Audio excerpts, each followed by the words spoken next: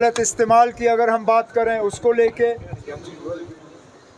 रोज़ बरोज़ जो बिजली का निज़ाम बिगड़ता हुआ नज़र आ रहा है उसको लेके लोगों ने बात की। बिजली की फ़ीस दिन ब दिन जो बढ़ाई जा रही है उसको लेके नाराज़गी का इज़हार हुआ।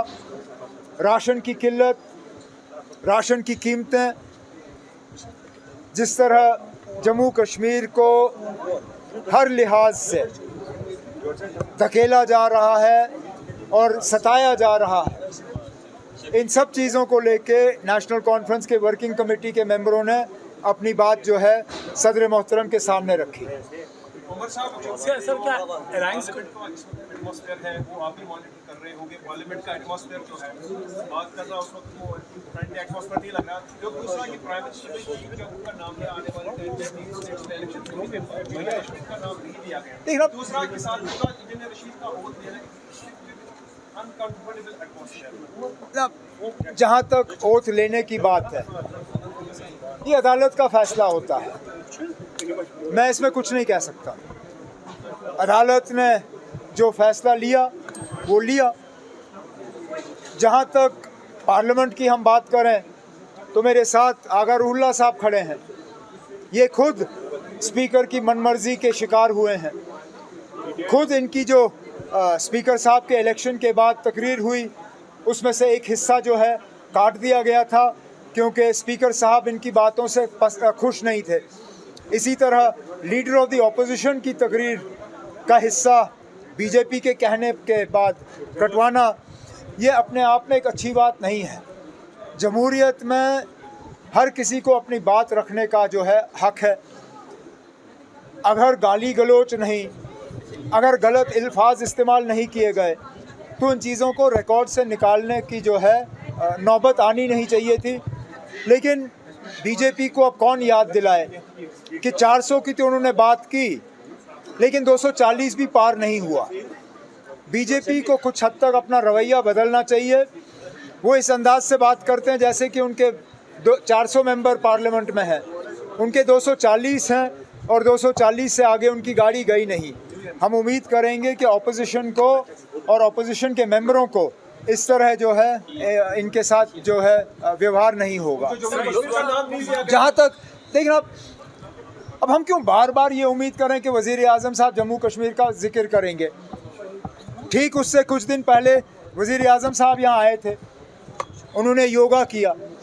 योगा के दौरान उन्होंने लोगों को यकीन दिलाया कि जल्द से जल्द इलेक्शन होंगे और लोग अपनी हुकूमत चुनेंगे। इसके बाद शक की गुंजाइश कहाँ पर है? इलेक्शन कमीशन ने अपनी तैयारियां शुरू की हैं। इलेक्शन कमीशन ने खुद कहा है कि वो इलेक्शन यहाँ जल्द से जल्द कराएंगे। होम मिनिस्टर ऑफ इंडिया ने कहा है कि सुप्रीम कोर्ट के वक्त की लगाई हुई पाबंदी से पहले इलेक्शन का सिलसिला जो है वो मुकम्मल किया जाएगा। मुझे नहीं लगता इसमें अब कोई शक की गुंजाइश है। इलेक्शन होंगे, हम उन इलेक्शनों के लिए तैयार हैं। उमर साहब, जो मीटिंग हुई क्या उसमें ये कुछ कंक्लूजन आया कि इंडिया अलायंस पार्टनर्स के साथ असेंबली इलेक्शन आप लड़ेंगे? ये बात सदर मोहतरम तक छोड़ दी गई है। सदर साहब जो इसमें बेहतर समझेंगे उनका फैसला हमारे सिर आंखों पे। किस चीज़ का? देखना, दिल्ली जो भी फैसला करे, हम तो इंतज़ार कर रहे हैं। यहाँ इलेक्शन होंगे, स्टेटहुड हमें रिस्टोर होगा, उसके बाद जो भी फैसले होंगे हमारे लिए वो हम खुद ले लेंगे। ये फैसले हमारे ऊपर ठोसे नहीं जाएंगे। अग्निवीर स्कीम भी एक कंटेस्टेड इशू इस वक्त बना हुआ है। अग्निवीर ये तो एक पुराना इशू है, इसके खिलाफ बीजेपी को पहले ही वोट पड़े। बीजेपी की हार की एक बड़ी वजह ये रही कि अग्निवीर को लेके उन इलाकों में जहां सबसे ज़्यादा लोग आर्म्ड फोर्सेस की तरफ जाते हैं उन्होंने इस अग्निवीर को कबूल नहीं किया है। बीजेपी को लोगों का जो मैंडेट है वो मानना चाहिए और अग्निवीर स्कीम को कैंसिल करके इसके जगह में कुछ और लाना चाहिए।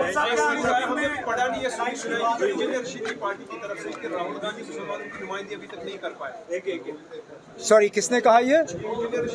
मैं कुछ नहीं कह सकता हूँ अब इसमें, मैंने ऐसा बयान देखा नहीं। पार्लिमानी इलेक्शन के हवाले से जम्मू कश्मीर रियासत में जो सियासी सूरत हाल बनी और ये जानते हुए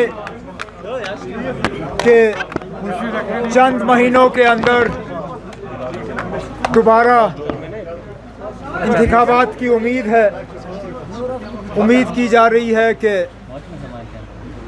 सुप्रीम कोर्ट के लगाए हुए वक्त की पाबंदी के तहत असेंबली के इंतखाबात जम्मू कश्मीर में किए जाएंगे। इन सब चीज़ों को जहन में रखते हुए नेशनल कॉन्फ्रेंस के सदर जनाब फारूक साहब ने वर्किंग कमेटी की मीटिंग बुलाई। 2 दिन का ये इजलास रहा। हमें सदर मोहतरम के तरफ से ये हिदायत दी गई थी कि हम मौजूदा सियासी सूरत हाल, नेशनल कॉन्फ्रेंस ऑर्गेनाइजेशन को और ज़्यादा मजबूत करने के तरीके और आने वाले इंतखाबात की तैयारी, इन सब चीज़ों को लेके हम अपनी बात सामने रखें। तमाम जो साथी इस मीटिंग में बुलाए गए थे उन्होंने अपने बातें रखी। मौजूदा हालात के बारे में हर एक नेशनल कॉन्फ्रेंस के वर्किंग कमेटी के जो ऑनरेबल मेंबर हैं उन्होंने खासकर जो जम्मू कश्मीर में अभी हालात बने हुए हैं उनके बारे में खदशात का इजहार किया, चाहे वो गिरफ्तारियों की बात हो, चाहे वो पकड़